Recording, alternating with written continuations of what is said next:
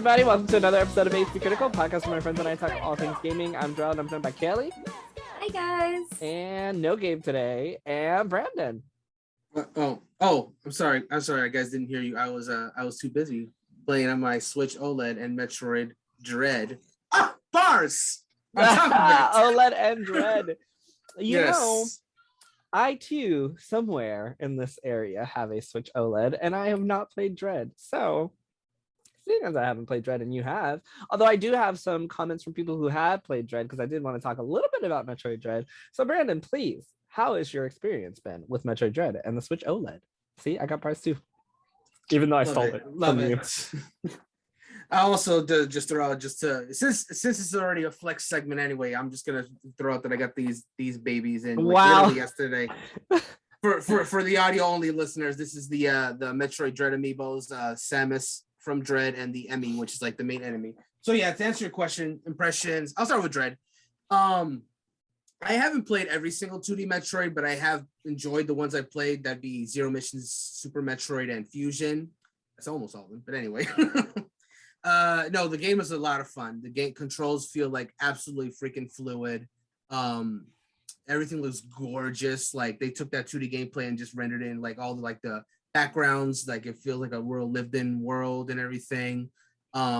It doesn't hold your hand too much. Like there's a little bit of story to make sure you're going. And I hear from people that have finished the game that some crazy shit happens near the end. I don't know any of that. I'm still pretty early, I think, relatively speaking. Noobs. That's weird.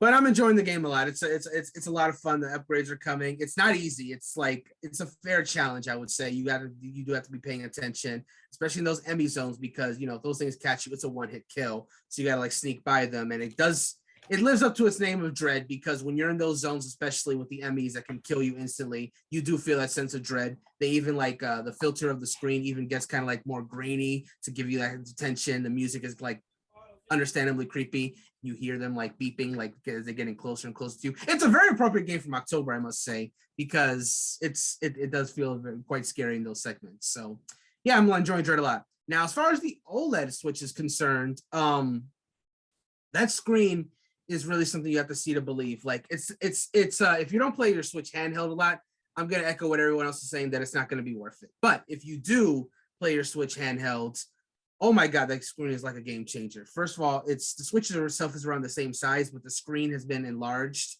So it not only fills the screen more, and then it's colors are so much brighter. So it's just night and day difference. The colors pop up so more, everything looks so much clearer. If you don't have a Switch and are in the market one, I think this is definitely the way to go. And again, if you do play handheld a lot, I personally think it's worth an investment, because it really feels premium, man. It really does. Metroid Dread is the main thing I've played since getting the OLED, obviously, but I've also dabbled in Animal Crossing a little bit, just a little teensy bit of Smash, and yeah, those games look really good. I'm hoping to have more time on Animal Crossing very soon. Fingers crossed that that tomorrow morning, as this recording, has some good stuff, but we shall see. Yeah, unless tomorrow morning. It is tomorrow morning at 10 a.m. Eastern time. I will be at work, but hopefully it's slow enough that I can see it. But we shall see. Anyway, that's my impression of the Dread and OLED. Quick little impressions there. I feel like I'm gonna have a nosebleed at work tomorrow, so I can go home early. And it's not even weird that I say that, because I legit just had one at work. And was able to is that nosebleed gonna happen at 9, so you just have just enough time to get home? Happen to be home for the Animal Crossing Direct? Maybe. I mean, I do want to talk about that a little bit too, but first, I will say that I also have an OLED Switch, and for anyone who doesn't know, I have an iPhone 13 Pro Max, because why the fuck not? And that too has an OLED Switch with a 120 hertz refresh rate, which it sounds like something that people won't notice, but if you have it in your hands, it is one of the most amazing things to just see that refresh rate, especially when you have a touchscreen. And the Switch OLED is fucking beautiful, excuse my language. I am a huge graphics whore, and that OLED screen is just I was playing any game that I haven't finished on Switch, I actually want to go back and play. I have not touched my Switch for probably as long as Kelly has not touched hers, which we both know is a very long time. So I kind of doubt that. Kelly, when's the last time you touched your Switch? Legit. When I was out of town a few weeks ago. And when's the last time I played mine? A few weeks ago. You see, so all right, yeah, no, I can believe that. I can believe that.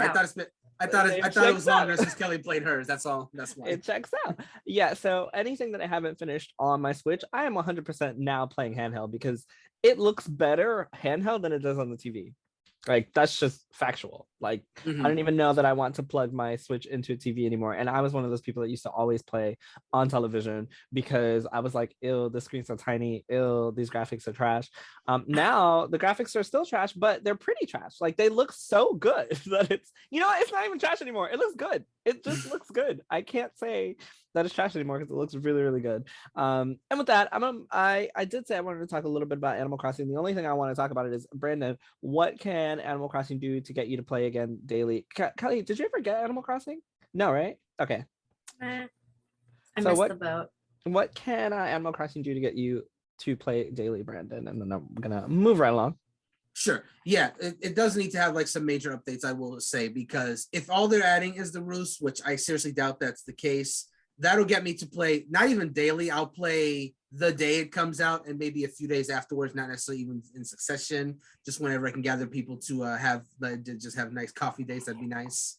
But no, to get me to play daily again, it really does need to have like some major updates. I had mentioned like last podcast that when Animal Crossing New Leaf had that major update that had all the amiibo and all the other quality of life stuff, that got me playing for months. So if it's something on that level, it has to be like a lot of like new costumes for your character. It has to be a lot of activities, maybe new villagers, support for the amiibo, like just a lot of different stuff. But beyond just, you know, because lately the updates that Animal Crossing is getting has been like, oh, hey, it's Halloween. Here's some pumpkin stuff. It's Christmas. You can get this stuff. Just like little, like a shirt or something, or a decoration. That gets me playing for a day. And when that comes out, if I think it's cool enough, but then it doesn't get me playing daily. So it does need to be stuff that I would need to take time to like really go through and everything. And yeah, no, if it's substantial enough, I will be getting back. It'll be my daily thing again for at least a little while. But if not, a few days, we'll see. Yeah, I completely agree. You know, I'm hoping that there's enough of a content bump to get people to play the game again, because basic updates are not enough, especially when it's been over a year and they've been giving us the same events, like the same Halloween event that we did last year is coming this year. And speaking of Halloween events, Kelly wrote a wonderful article on hpcritical.com all about the Halloween event that is not coming to Final Fantasy 14 currently. So definitely check that out. She could tell you more about it, but she'd prefer if you just went and read the article. And speaking of Final Fantasy 14, Kelly, because I just want to know, have you seen any of the media tour stuff for Endwalker? No, I didn't. Did you know that Final Fantasy 14 has now passed 24 million players, and it is the most profitable Final Fantasy ever? That I did know. I knew that it had at one point had like up to, I thought it had up to like 30 million players or subscribers at once, and it had 3 million players a day, which I thought that was impressive. It passed WoW. Like I think they like switched places. WoW's lost like half its fan base. And a lot of those people came to Final Fantasy 14 because it's fucking amazing. Like who wouldn't? Like fuck WoW. Yeah. Oh my gosh, I didn't know we were taking that turn. I would like to say something about that real quick, because I also saw the story like pretty recently, and I just want to say, Not only is it awesome that 14 has become the most profitable Final Fantasy in the series, that's just such a great comeback story, because anyone who's been following the history of 14 knows that first launch for the PC that came after the game back in 2011 was like the most disastrous launch in Final Fantasy history, arguably, to the point not even where, arguably, literally. Oh, go ahead. Sorry. No, you're right. Yeah, because they was like, there was articles coming out 10 years ago saying that launch had damaged the Final Fantasy brand. It was that bad. It wasn't even articles. It was literally the Square Enix president at the time said that the Final Fantasy brand was destroyed because of Final Fantasy 14. But you know, Yoshi P, fucking amazing guy. He's working on Final Fantasy 16. Super excited for that. Concurrently with Final Fantasy 14. So it's gonna be very interesting. You know, I actually was watching some of the views from the interviews from the media tour, and I thought of Kelly actually, not because it was Final Fantasy 14, but one of the people had asked him, what inspired him in making Final Fantasy 14, and he said, of course, the Final Fantasy games, because any developer in JRPG, any developer in Japan who's making a JRPG is, of course, a fan of the Final Fantasy games. But interestingly enough, he also said that he's inspired by Call of Duty. And I was like, what? Really? Call of Duty? Yes. And he went on to mention that. And this is why I was like, this is totally Kelly. Now it all makes sense. She likes shooters. She likes Final Fantasy 14. The guy who made the games that he was inspired by, it all makes sense. But he said that he was inspired by games like Call of Duty because essentially they're like this hero going to save the world with their friends. And that's basically what you do in almost every Final Fantasy game. And he was like, the only difference is that it's a first-person shooter. But other than that, same concept. And I was like, that's a way to see it, because I totally didn't see it that way. So that is definitely a way to see it. But yeah, props to them. Of course, Yoshi P does not like the comparisons to WoW. He finds them irritating. He wants both things to succeed because he's just such a nice guy. He is a nice guy. And he's also got on record saying that, for Final Fantasy 14 is an MMO. And of course, if you're making an MMO in the modern age, you have to at least take some lessons from WoW. And he's admitted that, you know what? He likes WoW. They gave him this job because he likes Final Fantasy. He knows Final Fantasy, and he likes WoW, and he knows WoW. So he just took all that knowledge together and steered the ship that was the train wreck that was the original 14 launch and put it back on course. And obviously, we've seen the results of that. So I think it turned out pretty well. Yes, and super excited for Endwalker. November 14th, I believe, is the release date. 19th? Okay, see, I don't even know. Close. Wait, I'm super excited and have no idea. That's the same release date as Pokemon. Wow. Didn't we say that before? Yeah, I think. As soon as those came out of my mouth, I was like, yeah, we've oh no, it's coming out on the 23rd. Okay. Was it a 19th at one point? Because I know we did say that. I feel like it was the 19th at some point, but okay. Or maybe I just thought that. Or maybe Pokemon. Maybe we just got. Maybe. Maybe. Oh wait. Early access start date is November 19th. Okay. So November 19th with early access. So if you pre-order, you get it November 19th, but if not, 23rd. So because I did talk about Switch and I did talk about my iPhone, don't know if you guys heard, but Apple is readying a handheld console to compete with the Nintendo Switch. This is from gmsarena.com, and it says, quote, remember when Apple launched a gaming console? Well, according to a new report, the company will try to do it again, but this time it will aim to go mass market and dethrone the Nintendo Switch. The report says Apple's console will be a hybrid device, a combination of Switch and Sony's PS5. That's probably because it's supposed to work with Apple's rumored AR/VR headset. The source also claims that Apple has kickstarted the development of several titles and has major studios on board. In fact, its alternatives to Breath of the Wild and Mario Odyssey are almost ready to go. Some speculate that the COVID-19 outbreak ruined Apple's plans, but there's a chance the console will see broad daylight soon. Very interesting. So I don't know if you guys have checked out Apple Arcade before, but Apple Arcade has some really great games on there that have gotten some really decent reviews from some other gaming websites. It has God, I can't remember the name of it, but there is a game on there by the creators of Final Fantasy. Battle Phantasma.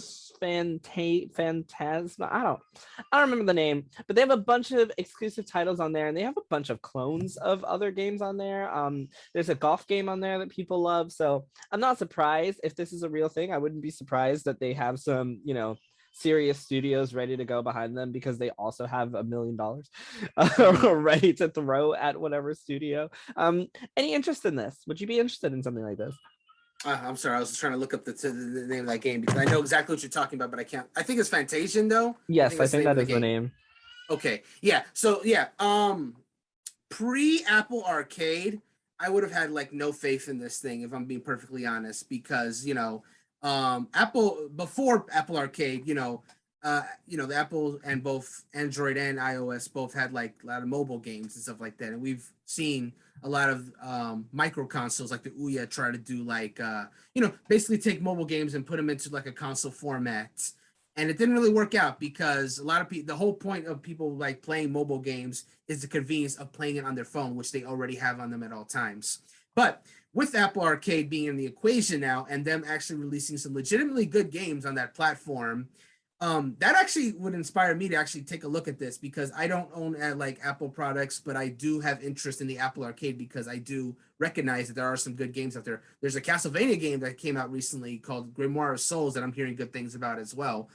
That there are some legitimate quality coming to Apple Arcade, and for someone like me who doesn't otherwise own a product that would just want to play those great games that are on the Apple Arcade, this would be something that would interest me. And I think just because that exists, I think there's going to be a lot of more interest than people might expect on the platform itself. And if they said they have their equivalent to Breath of the Wild, what was the other game that you said? Mario Odyssey. Yeah. Okay, yeah. So they have their quote equivalent to Breath of the Wild and Odyssey ready for Apple, and they actually turn out really well. Then they're looking at some killer apps potentially for this console. So we have to see more, obviously, but I think I could do better than I think people might assume it would. Kelly, any interest? Not really. I mean, to be honest, like to get me to buy something handheld and actually play it is like not ever gonna happen. I don't see the point. Like, I'll Wait, Kelly, if I'm away from my house. Aren't you buying the Steam Deck? I pre-ordered it. Are you gonna buy it? I mean, I might. Wouldn't that be a handheld device? Yeah, I don't think that I'll play it. I mean, it'll be cool to have. Okay.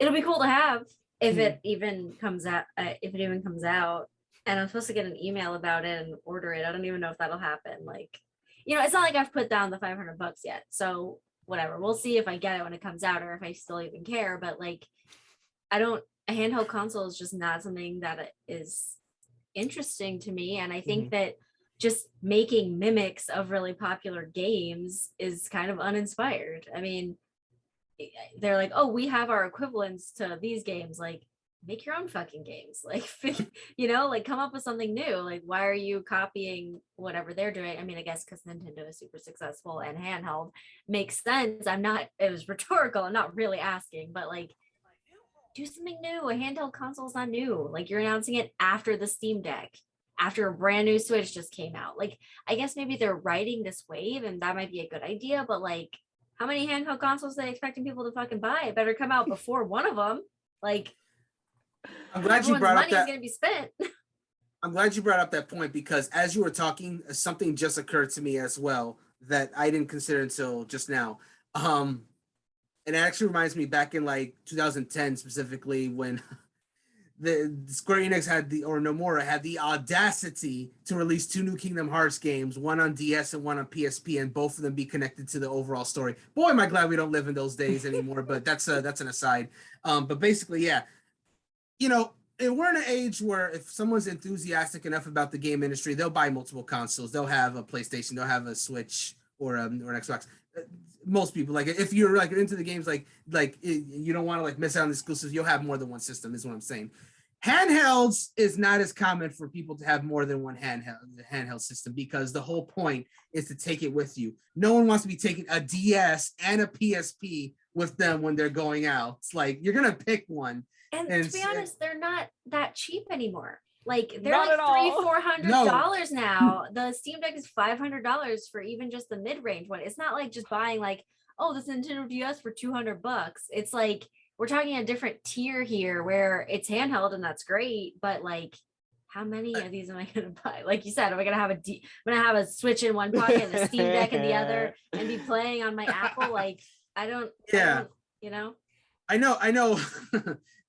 Christy at one point was like this is years ago, but she was mentioning about like, okay, so for this trip that I'm taking to this place, I'm gonna take my 3DS and my Switch and my phone or whatever. I was like, you were like the only person I know who does these things, like take multiple handhelds for these trips, because no one else really does that. If they're playing like a particular game on the DS, they'll take that, or playing PSP. But again, that's not a common thing. People don't take multiple handhelds with them. Very few people buy like multiple handhelds just for that reason. And especially now that we're in a state where mobile games are just getting more improved. So a lot of people, if they want handheld gaming, they can just use their mobile device and be done with it. The Switch is doing as well as it was because it is that hybrid, and it has like kind of like these more quote high-end games for like mobile, for on the go essentially. But again, Steam Deck is coming out, so you'll have Steam games on the go very soon. And now if Apple's going to be doing this, then you'll have like Apple Arcade games on the go. And I guess that would be the main appeal of it, honestly, because again, I really don't think people's going to buy a whole ass handheld to play games they could play on their phone, you know, unless they just really want. That's the other thing I did. So, like Kelly brought up a bunch of great points, and there basically I'm gonna kind of reiterate them because I completely agree with everything she said.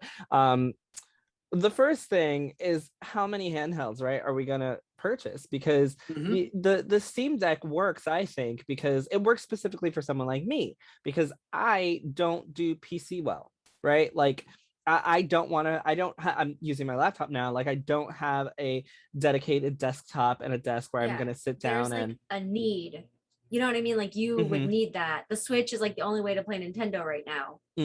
What's the need for the Apple one? You already have the games on your phone, you know? Anyways, go on, sorry. And no, that's also where I was going. So this iPhone 13 Pro Max and my old Nintendo Switch have the same screen size.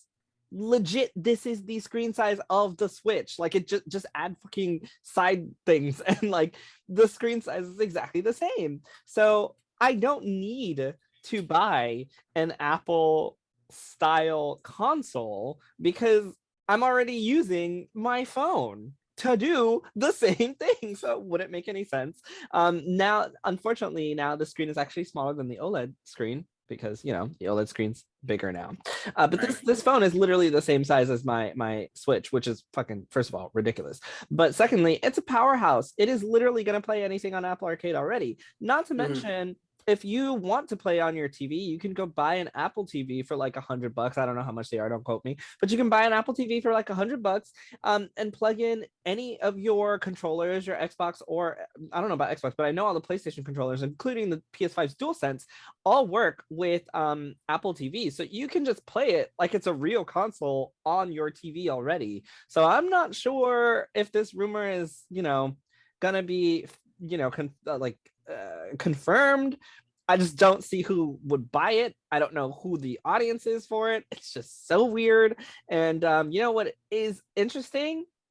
That Grand Theft Auto the Trilogy, the definitive edition, is coming out soon with GTA 3, Vice City, and San Andreas for mobile platforms, and it's supposed to be coming this year. Have you guys played any of those games? How are you feeling about this trilogy coming out for modern consoles? I'll be real with you. 5 was actually the very first Grand Theft Auto game I owned. I'm not gonna say I've never played like the 3 trilogy because friends owned them and I dabbled in them. But 5 was the first one I owned, played, and finished. So, and now that I have, I'm more interested in checking out this. I don't know if I'll do it immediately, but I'm more interested in checking out this trilogy now than I would have if I had never played 5. I know Grand Theft. When I hear from fans, Grand Theft Auto 3 specifically doesn't age as well. But San Andreas and Vice City are the ones that like people that played them like constantly talk about. They hold them in like such high regard and whatnot. I think those are the ones that are that's really gonna like drive the sales for those who are nostalgic for those games, and maybe some people that played 5 and want to see what some of the older games were like. I just worry that a lot of them will be in for rude awakening when they play 3 specifically because I just hear that game doesn't have a lot of features. It doesn't have a lot of freedom compared to what you got in Vice City and San Andreas. Bro, this news is so annoying to me. I love San Andreas, by the way. I played that shit so much on like PS2, whatever the fuck it was on. I played it so much. It was the first one I think that had multiplayer. It was the first one that I remember had multiplayer. So my friends and I would play it together. You know, we just run over. Never mind. We just had a lot of fun. Like the point is, so you played it like everyone else did. I played it like everyone else did, and we had a lot of fun. But I'm really annoyed by this news of why, like, it is literally like Rockstar is doing anything they can to not work on another Grand Theft Auto. That's what I was about to say. Like, 6. So this is what Rockstar's been working on, not Grand Theft Auto 6. Like, come on. It's literally like, all right, we're gonna give them 5 over and over and over again, bring in new consoles, promise stuff they already did, and then when you know they're tired of it, we're just gonna pull out the Nintendo nostalgia train and throw 3 the old ones and San Andreas and Vice City and tell them play these now. Like what? This is so guys. The floor. I'm lifting myself. The floor is making Grand Theft Auto 6. That clearly, it's God, crazy. I can't. No one asked for this. Well, I guess people did ask for it. No, but, people like, did ask for this. It's just they wanted 6 why more. do y'all want this? Go emulate. It's like 80 people are. I like, know I shouldn't have said like that. Just kidding. Don't do that. Like if there's like 100 people in the room, 80 people like make Grand Theft Auto 6. And there's 20 people. The 20 people like make the 3. Oh, we want to make 3? We got you. I was just baffled. Like, why? I don't know why. I mean, I guess I do know why. It's a cash grab, obviously. It's easy money without having to work really hard for it. And I shouldn't say that either, because I don't know how hard it is to remaster these games. I'm sure it was a lot of work. But yeah, I don't know what's going into these definitive editions. Like, have we seen screenshots of this at all? I don't know. Yeah. Are they remastered or are they just re-released? They're called the definitive edition, so I'm assuming they're adding something. Remastered. That's what I'm saying. Like, that's what I want to see. What, like, are they literally just porting the PS2 games over, or are they like, I don't know, shining it up? Honestly, like it might have been 3, but like that shit looked terrible. Like, it did. Even for its time, I feel like it didn't look great. Like I can't remember, because I used to just watch my cousin. I wasn't allowed to play Grand Theft Auto. You know, well, I guess I could have. Whatever. I didn't really want to. No, nothing for me. I had Simpsons Hit and Run. What do I need fucking Grand Theft Auto for? I stole cars in that. Like, whatever. There you go. So, but like, I feel like, I don't know, looking back at those games, like I could just imagine, like, you know, the really like blocky tattoos and the shirtless guy just like, you know, I don't, that's what I'm picturing. 3 specifically, like I feel like where San the Andreas face is like, it's just like block. nothing. Yeah, it's a block, but it looks like there's a face there and there's not. Like, that's what I'm picturing, but I hope they do something else. So this article, which is from GameInformer.com, written by Marcus Stewart, says, quote, the trilogy, the definitive edition, features a swath of graphical and gameplay improvements to the 3 games that cemented GTA as a household name. Rockstar doesn't share what those specific enhancements are, but promises to reveal more information in the coming weeks. Regardless of the upgrades, Rockstar states that the games still retain their classic look and feel. Okay. So there you go. Coming 2022 for PS4, PS5, Xbox Series X, S, Xbox One, Switch, PC, and also coming to iOS and Android during the first half of 2022. So you'll also be able to play it on your phone. Cool.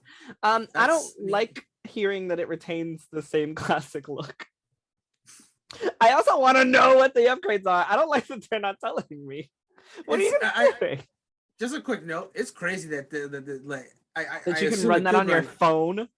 Not that, I was going to say that it's even coming to Switch, because I think the last Grand Theft Auto game that came to a Nintendo platform was Chinatown Wars for the DS. That was like over a decade ago. But so it's been a minute. I still think it's crazy you can play these games on a cell phone now. Like, you can play Grand Theft Auto San Andreas on a cell phone. That is still mind-boggling, but that also just shows you how old I am. Anywho, okie dokie. So next up from VG247.com, Marvel's Avengers is breaking promises and angering fans with paid boosts. But what really matters is balance. Despite pre-launch promises, Marvel's Avengers now has paid XP boosts, but that doesn't really matter if the balance is correct. From Alex Donaldson over at VG247.com. So first things, before I go into this, how do you guys feel about paid EXP boosts in video games, period? Like, in general? If it's multiplayer, no. Like, if you're against others, I don't really like that. But like, it's like a single player game or something, I don't give a shit. Like, all right. Like, if you're gonna pay money for XP, then I don't know. I mean, I would probably almost do that. Actually, they have that. You can like do level skips in a bunch of games. So yeah, I guess I don't really care. Brandon? That's fine. I mean, in general, it's I'm kind of on board with what Kelly said in the original one. If it's a single player game, I mean, I probably wouldn't, unless it's like a huge time saver and I actually care about the game. But more often than not, I probably wouldn't. But if it's multiplayer, then it's just like it just kind of becomes pay to win at that point, because you're especially if the game. If this was implemented early, this would be kind of gross, because that would mean early players would just get the advantage over the person who want to put the time in. At this point, though, like barring the fact that they said they wouldn't be doing it, barring that for a second, just saying that it's coming in now, all that means to me is that it's like the people that haven't actually stuck around with Avengers all this time have put in the time to be good. And I guess if new people want to come with their XP boost to be at the same level, whatever, I guess. So specifically on this game, they promised that the only content that would be paid would be aesthetic, right? It would just be aesthetic only editions.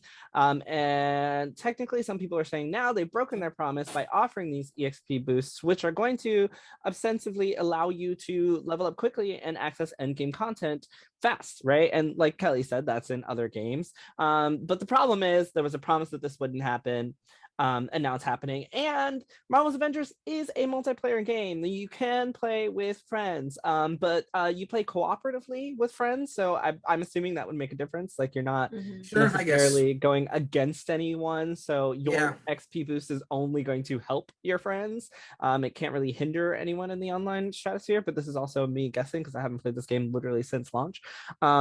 But how do you feel about a company saying that they're only going to do this and then offering something like this, even if it's not necessarily bad? But also to just tie this up, they did say that all the DLC is going to be free. And so far, they have continued to keep that promise, which is that those DLC packs are still free. Just now you can buy aesthetics and XP boosts. How do you feel about the company going back on their word in this instance? I mean, they had to do something because their game was not really, great. And like it kind of was not, it's like not really been like good. I don't know, I'm trying to say it nicely, I can't. People aren't very happy, so I think that, I don't know, they tried to probably make people happy, like, oh, you can level boost, like don't worry about it, but like people are like, you said we weren't gonna have this, like pick your poison. It's more like, yeah, like I said, like pick your poison on this, because if people want to like boost past the shit content that you've put out and get to the good stuff or new stuff, I don't know how it works in this game. Like, okay, comparing it to Final Fantasy 14, like I want to get to end game content. If I do a level boost, I can do that. Like that's something. I don't know in this game, like what is their max level content? Like I just thought it was kind of story based. No, so there's there's kind of like two modes, because you have a story mode and you have a multiplayer mode, but like there are still in-game, like if we're comparing it, there are still like in-game raid sections that you can do with friends, kind of like Destiny. But to do those you would have to, level up. But to me, the best part of the game is the story mode, because the rest of it is not good to me. So I wouldn't even want to skip that. But also, this was interestingly happening after the game came out for free on Game Pass.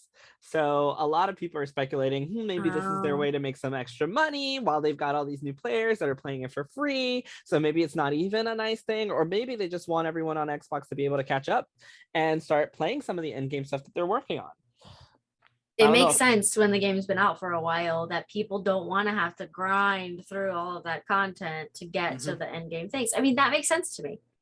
And especially because who has the fucking time? Everyone's going back to work. Right. Everyone's like, nobody's like got to stay home anymore. Like I don't have hours and hours and hours. I mean, I work from home, fuck me, but I don't have hours and hours and hours to devote to playing through content that may or may not be total garbage. Who knows? And I think it's also depending on the person, right? So like I personally really enjoy the Final Fantasy 14 story. I've never skipped anything. I've read everything just because I have friends that have also been like really into it and read it and been like, don't skip this, read this. There's going to be like a 40-minute cutscene, but it's going to be fucking amazing.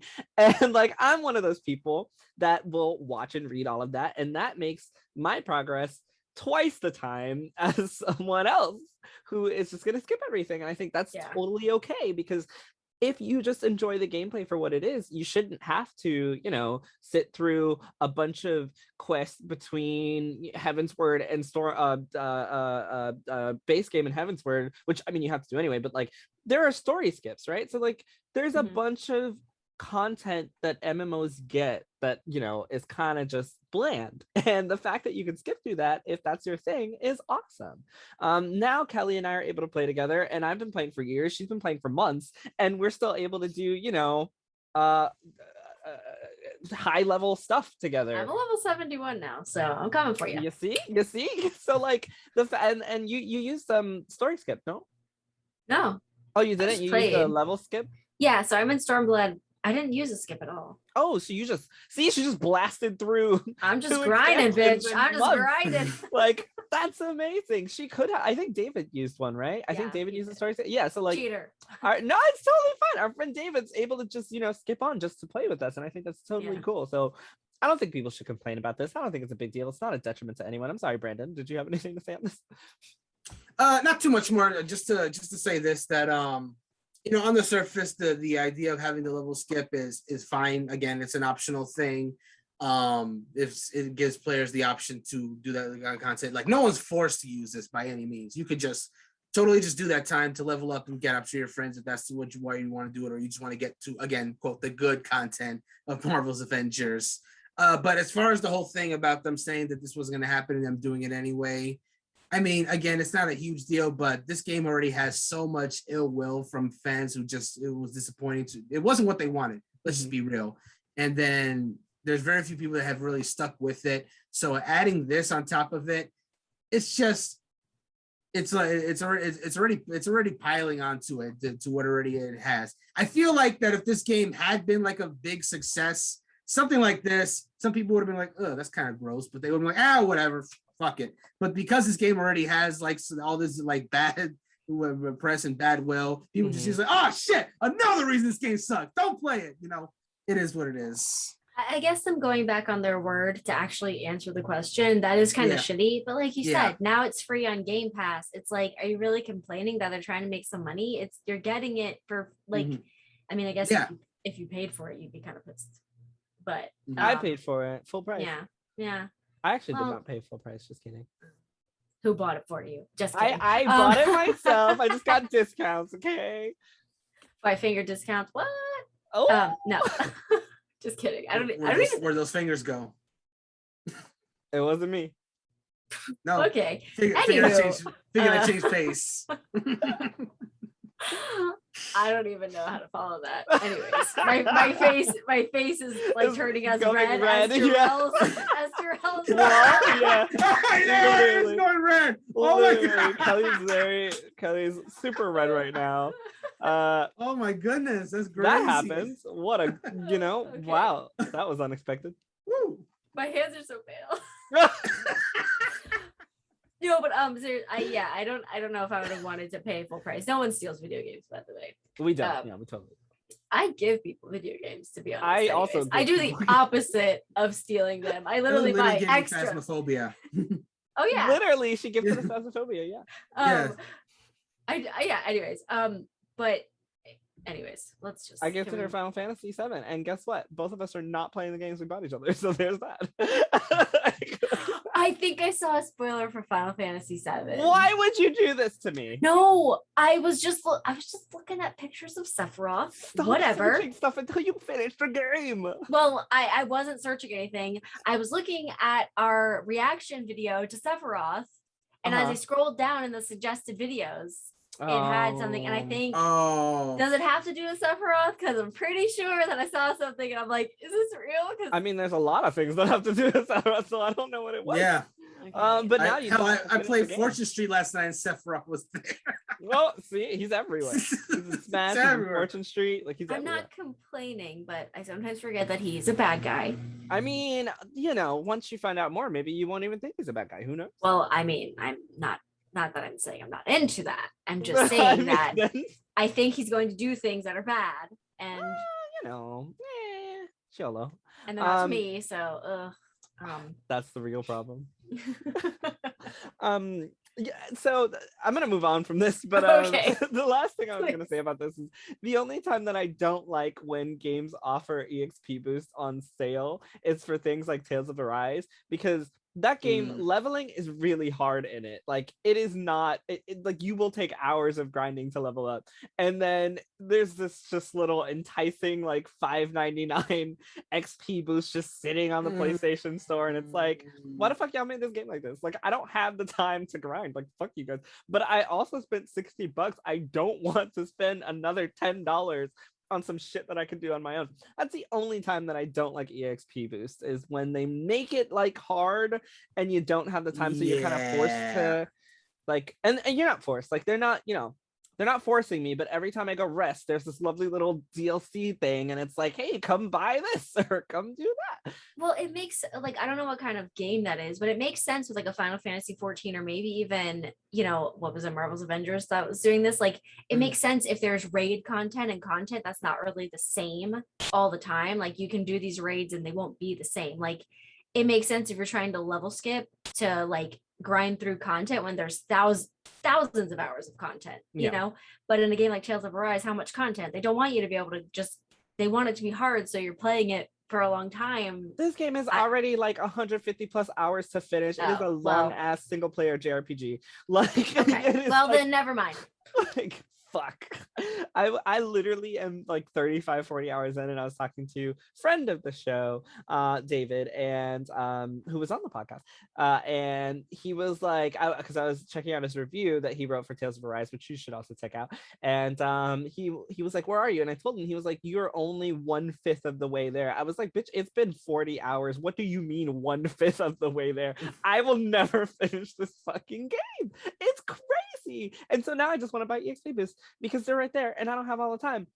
So moving on, Pokemon Arceus is Arceus, whatever. Arceus. Okay, Arceus. Thank you, Brandon. Pokemon Arceus was speculated as the first open world Pokemon, only to find out that it is not open world. From Game Informer, the Pokemon Company has released a new statement that indicates Pokemon Legends Arceus will feature Monster Hunter-like exploration amidst fan speculation that the game won't be fully open world. So disappointing to hear. I really thought it was going to be a cool open world video game. It's not. I have nothing else to say on the matter. Yeah, no, so the very first trailer when they revealed this game's existence did make it seem like it was going to be open world. A lot of people made Breath of the Wild comparisons, for example. But that second trailer that they did at that recent like Pokemon Direct definitely made it seem it was going to be a lot more like Monster Hunter to me. Yeah, because when they were explaining in the trailers that you have the Jubilife Village, you go there and accept quests, and then you go out into the overworld. Me and a lot of people were like, yeah, that sounds a lot like Monster Hunter. And even the fact that you're crafting like items, stuff like that, this is probably going to be more Monster Hunter than Breath of the Wild. And sure enough, they confirmed it. So I could see if people didn't connect the dots, I could totally see how that could be a disappointment. That if you expect this big open world game and then it's more, mission based, and that's exactly segmented and mission based. But for me, like, I had already kind of pieced that much together. So I was like, oh, it's just more Monster Hunter based. Okay, that's fine. To me personally, I know people have been really, really waiting patiently for this open world Pokemon game. And it looks like this is not going to quite be it. It's a step that direction, but it's not quite there. I don't personally mind the direction. Actually, it kind of makes me a little relieved. I don't know, with Pokemon, I've played open world games before, but with Pokemon, I don't know. I'm okay with them taking the baby steps to get to this open world. We kind of got a little bit of it with Sword and Shield. That was not an open world game. But when you got into that wild area, you got this like big open space. And that one, I think, was like a preview. Like between that and Arceus, I think we are starting to get Game Freak really starting to experiment with that open world Pokemon game. Yeah. And honestly, if this is another step toward that direction, they don't feel ready to dive right into the pool. They want to take another step down that ladder to get into the pool. More power to them. I don't want them to rush in and be terrible. And this will be fine. I know Monster Hunter fans are going to eat this up, and there's a lot of them. I'm not personally a Monster Hunter fan myself, but with Pokemon, I think it'll be a lot more accessible for me to jump into. So I'm looking forward to it. I'm disappointed. I thought the wild area is cool, but I'm disappointed. Speaking of disappointing things, actually, this might not even be disappointing, so I probably shouldn't have done the segue, but you might know how I feel about it. Speaking of disappointing things, DC's new Superman, John Kent, comes out as bisexual. Now, you might be wondering why Joel thought it was disappointing. I don't think that's disappointing. I just think it's disappointing that he's Superman. So I have this thing where after a while, I do feel like, characters should have their own ownness, like they should have their own, we shouldn't replace already established characters with new characters and then change them. So like, for example, it's like, this is Superman, but now the new Superman is bisexual, but that's not Superman, that's his son. That is what annoys me. I think it's cool that she's bisexual, I guess. I don't know. I don't read the comics. How do you guys feel about Superman's son, John Kent, being bisexual? I also didn't know that this was a thing, and I had heard about a little bit about it before you brought up the story, but I was like, John Kent being Superman, bisexual was like, the big surprise was like, There's a new Superman. I know. I was like, Superman bisexual? He had a like, what? like his son's bisexual. Great, awesome. He's Superman. That's what I was like. I was like, why is he not Superboy? Super them, super however he identifies. Super them. Like, however he identifies. I don't know. Why is he Superman? I guess he's man. Yeah. And I guess he's super. Super person. Super person. And this is super dick goes boys and girls. Oh yes, it does. Anyway, oh boy. Oh my Anyway, God, I can't believe I said that. I'm so sorry. You did. Anyway, Superman, like this is what I get from reading the comics, I guess. Like anytime I watch like a DC or Marvel movie and I see a name I don't recognize, obviously I don't do this in theaters, but if I'm like watching the show or I'm watching the movie later, I'll be like, hey, that sounds like a name that could be a comic thing. Let me look it up. And like, oh wow, this character did all this shit. That's fucking crazy. So John Kent, like I watched the show Superman and Lois.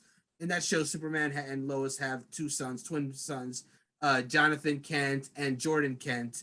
So maybe though that's something that was introduced from the comics, and then maybe they're planning on having their character Jonathan Kent be bisexual later and become Superman. But the problem is like in Superman and Lois, Jordan is the one that has the powers. Jonathan does not have powers. So unless they're planning on like maybe having Jordan be bisexual or Jonathan having powers later. I don't know what the fuck they're doing in the show, but that's besides the point. Okay, you as far as lost me, like I have no idea. Yeah, I'm sorry. They got into a tangent, but suffice to say, Jonathan Kent being Superman and being bisexual. Cool, I guess it's just it's something I didn't really know until like recently, and I was just like, oh, okay, cool. I guess. Do you guys want an interesting tidbit? What's up? A little behind the scenes info on Jerel. Exclusive to the podcast. You might actually already know this, but do you guys know Superman's dad's name? Yeah. Jonathan Kent. No. Jerel. His name is Jerel. Did you know that I was low-key named after him because of my dad? Wait, really? It's funny because my dad's Jor-El? My dad's middle name is Jerel. Probably named after Superman. I don't think That's my mom's sick. Okay with it still, but hey, here we are. Anyway, there you go. So yeah, just call me Superman. Anyway, Super Dad. It's like that trailer. Do you remember the trailer for Hobbs and Shaw where it's like Idris Elba was just like, look at me, I'm Black Superman. I was like, that's. Oh yes. I do remember it. You should have just said Idris Elba. I don't. Yeah. It was him and some white dude. No. Idris Elba was the villain in Hobbs and Shaw. Jason Statham. Yeah, Jason Statham and The Rock were the main characters of that movie. Yeah. There we go. Speaking of movies, thanks for the segue. Epic Mulls Fortnite movie as it launches entertainment division. This is from where is this from? Eurogamer.net, written by Tom Phillips. A Fortnite feature film is being considered as part of plans for a new Epic Games entertainment division. Kelly, why are you laughing? I didn't even finish the story. I'm not laughing. I'm cringing. Oh, okay. I'm just, as you started the story, I was just like, I'm imagining Chris Pratt once again getting cast in a video game movie. This time as Jonesy, and him having a dance-off scene like he did in Guardians of the Galaxy, using the Fortnite dance. So the movie into scripted video programming was reported today by The Information, as a website, and comes as Epic's revenues have been hit by its inability to expand further on iPhones and Android devices. So just a little backstory on that. Apple now has the ability to decide whether they will allow Fortnite to come back after the settlement, and they said no so far. So Epic Games is no longer no longer able to profit from iPhones, and Google recently also hit them with a lawsuit. I don't know the details about it. We'll talk about it on another podcast maybe, but therefore they're also not expanding on Android devices either. So Fortnite is not on mobile, which was a huge market for them, so they're definitely feeling the money hit from that huge market of mobile gamers that were really into Fortnite. And apparently, quote, a push into the entertainment sector would bolster Epic's coffers, and a Fortnite movie has reportedly already been discussed. A trio of top Lucasfilm employees have joined Epic Games this year. The information, the website notes, including the film studio's former VP of Physical Production, Jason McGatlin. He now serves as president of Epic's Mysterious Special Project Division. There we go. So people are assuming that since they had this trio of Lucasfilm developers, who obviously are from Lucasfilms, and they're looking for a way to make more money, it only makes sense that the secret project is going to be a Fortnite movie, and it makes sense. They have some really, pretty decent animations, if I do say so. Like, I've watched them before. They look pretty cool. If you did a movie like that and, you took the lawsuit thing and turned it into a feature film that kids could also enjoy, made it a little bit funny, cast fucking Chris Pratt or some other fucking actor. Jonesy. I will laugh my ass off if Chris Pratt gets cast anywhere in Fortnite, but especially if he gets cast as Jonesy. And then Lucasfilms, don't they do that Star Wars thingy? What is it? The one that you write about or wrote about, Brandon? Star Wars. Do all the Star Wars. They did the one that Brandon used to write guides for, or I'm sorry, the what did you write for? What's the name of it? The Clone Wars. Thank you. Yes. That's what I wanted to know. The Clone Wars. The Clone Wars looks really cool. If they did some like Clone Wars Fortnite shit, I'd probably watch it. I'm glad you brought that up specifically because I was thinking that if this is rumored is true and it becomes a Fortnite movie, I feel like if they really want to maximize it, they have to get some like third-party characters in there. Like, and Star Wars has been in Fortnite. DC and Marvel have both been in Fortnite. Walking freaking Dead has been in Fortnite. Street Fighter has been in Fortnite. I feel like this is their chance to do kind of like almost kind of like I don't know, like a lot of movies have been doing this multiverse shit. Multiverse shit. Like Space Jam recently did it, having all the the Warner HBO Max characters on there. Lego Movie did it with all their Lego characters being in there, for example. Freaking Ready Player One, the movie had all those characters in it. Like it's just been happening a lot lately. And I can't think to pull from. I just can't think of any other the franchise that would be being brought to theaters that could stand to benefit more from having all those characters just thrown in there, as many as they can, because that'll get people to watch it because people like these characters, and if they see them just all smooshed together, it sells tickets. Yeah, that's the biggest thing, right? Like, how many people went to see Ready Player One just because they knew that a character that they loved was going to be in it? I saw Hello Kitty in the trailer, and I was like, "Fuck, I had to go watch because I love Hello Kitty." Yeah, like, they showed me a Tracer, and I was like, oh, "I don't play Overwatch." And then I saw Hello Kitty, I was like, "Oh, bitch, hey!" And then I had to go watch the fucking movie. Iron Giant is what got me to see that movie because I freaking love Iron Giant. And then you throw in celebrities, right? Like, you've got celebrities in there. You've got characters from not just video games, but pop culture. Like, fucking yes, just do it. You might as well. Marvel's Guardian of the Galaxy soundtrack has been revealed. Yes, sir, it has. And I don't care. I just care about how do you guys feel about soundtracks with real songs in video games? Does it entice you? Do you like when you hear a familiar song if it fits the mood, or do you just want regular soundtracks? I think go ahead, Kelly, you can go first. As someone who does not regularly stream but streams, Brandon streams too, it really sucks to have known songs in games because you will get DMCA'd on Twitch very easily, and you'll get copyrighted on a lot of other things, but Twitch will, like, if you get 3 strikes, your account gets banned. Like, there's no there's no coming back from that one. So that kind of sucks. I mean, to be honest, I don't care about the songs. Like, I like the music. I like games that have original soundtracks. I don't really like to just have known songs in there unless it's like maybe like an opening sequence or like a game trailer, but like I don't really want to hear like Take on Me by Aha. Yeah, exactly. Like but the thing with Guardians of the Galaxy is that the universe already exists, and in it he listens to these fucking songs. So like all those 80s songs that he always listens to, like it fits the theme. I'm not gonna play this game, so I guess it doesn't matter. Can I say, actually, I am going to talk about the track list really quick. So there's Take on Me, Everybody Wants to Rule the World, Never Gonna Give You Up, Kickstart My Heart, Don't Fear the Reaper, Wake Me Up Before You Go Go. Those are just 1, 2, 3, 4, 5, 6 songs, right? Songs. So I do as well. I hate not the songs. I hate that these are the songs that are going to be in this game because I already feel like this game is going to be so lame, and I feel like it's relying so hard on like that nostalgia theme. Like it's such a meme. Like I feel like this game is such a meme, and the soundtrack just makes me not want to play it. And I like those songs, right? I just don't want to see him ruin them in this game.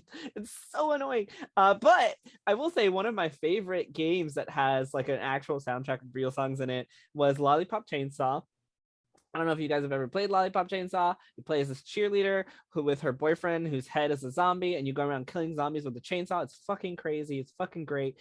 And there's this one like boss fight where Skrillex is playing in the background, and it is the coolest fucking shit that I have ever played in my life. And that song, I didn't even know the song at the time. I don't even remember the fucking song, but I just remember that moment being so epic. So if you can do something like that, picturing it being Bangarang for some reason. That's just what I'm like imagining in my head. Imagine that, but like you as a chainsaw wielding, cheerleader fucking shit up. That would be sexy. That's dope. That was what I always loved about the Deadpool movies. Was the soundtrack, because he'll like be cutting people's heads off to like Dolly Parton's 9 to 5, exactly. And you're like, this is working. Those are great. Yes. You know?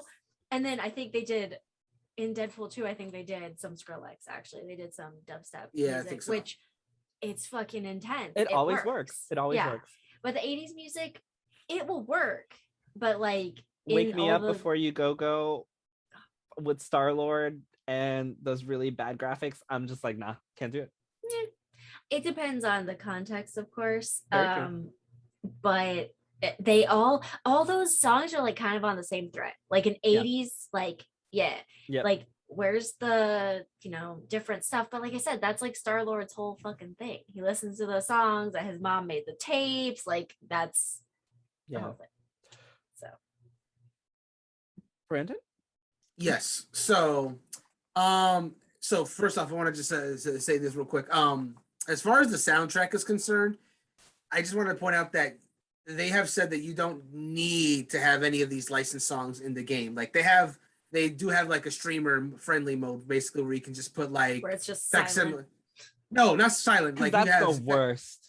No, it's not silent. Like it's not silent. They just have unlicensed music that they make for the soundtrack that you can listen to. As far as the context of when these songs will play, I don't know if this is the only time they'll get used, but they said that like during like some of the previews that like when Star-Lord basically uses like one of his super attacks and like gathers the team together for certain attacks, he just sets on his Walkman and then the music will play. I don't know if that's the only time in which those songs will play, but they specifically highlighted that's one of the times that they would. Like that's when he'll put on like an 80s music will come on. Because I think during the non-streamer friendly stream of like the when they were showing Guardians that one time, they did have all that licensed music, and then the streamer friendly version had like generic like 80s sounding music, but not any like specific artists or whatever. Now, like Kelly said, as far as like the context of it, yeah, it was the same in the movie. Like he would just jam out to the Walkman stuff while he was fighting, so it makes sense for it. I don't know how some of those songs, like they said, like "Take on Me" while fighting enemies. I'm sorry, that's gonna sound completely badass in my opinion. Something like "Wake Me Up Before You Go" while fighting. I don't know if that's gonna flow as well. It's something you gotta like hear with the fight to like really get a sense of it. Because sometimes it sounds like you're playing that song for a fight, and then you hear it's like, oh shit, this shit pops. But like it's it just depends. I mean, I'm going to play Guardians of the Galaxy, and I will be doing like a launch stream of it where I will definitely have that streamer mode on just so I can not get us in trouble. But when I'm not streaming, which is going to be pretty much every other time I'm playing the game, Twitch has oh sorry, I thought you were done. No, well, Twitch has what now? They sent this thing out that they're working with Universal Music Group or some specific music corporation to try to help out with that. So hopefully that helps a little bit. Yeah, hopefully that helps. Mean, probably. I was about to bring something else up too. Like you were asking, like how do we feel about licensed music and games in general? I just think if the context is right, it's cool. Like again, you want especially in today's days, you want there to be streamer options, so you don't have to do that. But in general, like if we're just like considering just not the streaming aspect of it, I mean, I played Grand Theft Auto 5, and every time I was driving, I had that radio on, and I was listening to some bangers.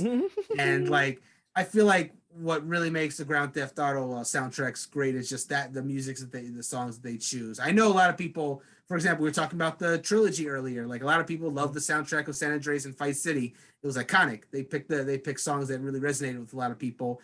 For me, it was the same with 5. There's a lot of songs in the 5 soundtrack that I just put on the radio and I just really enjoyed. It was my song while I was driving. I barely ever listen to the radio or whatever. I might do that when I'm streaming it, but that's another story.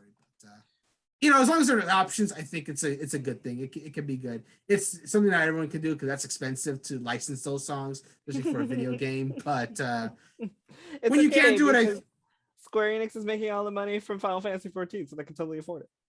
You can. They certainly ain't making that money from Marvel's Avengers. And they probably won't make it back from, they probably will make it back from Guardians of the Galaxy because people love Marvel stuff. So, and there's a dedicated fan base that is playing Marvel's Avengers. That's true. There are those troopers out there. More power to them. So I want to shoot off a few things before we end. Fortnite now has a new skins return policy. You have 30 days after the purchase of your skin to return it and get the money back in V-Bucks, not in cash. Yeah, people feel a type of way about that. It used to be a limited amount, a limitless amount of time, and now it's 30 days after the purchase, and you don't get your money back. You get V-Bucks back. Quick, how you feeling? The fact that they let you return skins at all, I mean, I would just wear it for 30 days and always return it. You can only do 3 a year. I'm sorry. You can okay. Sorry, there you go. All right. My bad. You can only do 3 returns a year. Okay. Because a lot of purchases virtually and digitally like that, you don't get anything back. Returns, so exactly. That's exactly.